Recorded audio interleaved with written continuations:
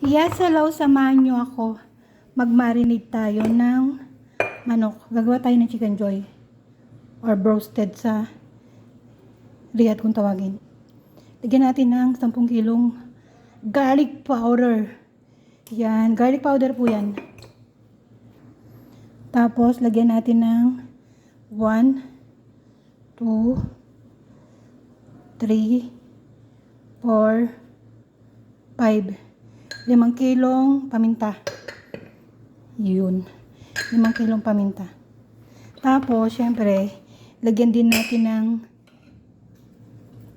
mga 2 kilong asin. At 3 na pala. Yan. Sarap to, oy.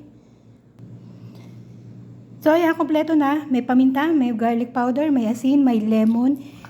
Imekos-mekos na natin. Malinis po ang kamay ko. Naghugas ako. Kahapon. Yun, naghugas ako kahapon. So, malinis pa yun hanggang ngayon. Charot. Joke lang, syempre malinis ang kamay ko. Tsaka kami naman nakakain nito. Kung sakaling mabakterya man, or madumi, kami rin na walang namamatay sa pagiging marumi. Mas hindi pa nga sakitin ang taong sanay sa mga dumi. Charot. Ganon. So, yan. Mekos-mekos lang natin. Ibababad ko to for 2 months. 2 buwan nating ibababad to para malasa-malasa. 2 buwan talaga. So, ayun, mamaya, hintayin na lang natin pagprito ko. Ganon, by now, magmamarinate muna tayo. Okay? Lame.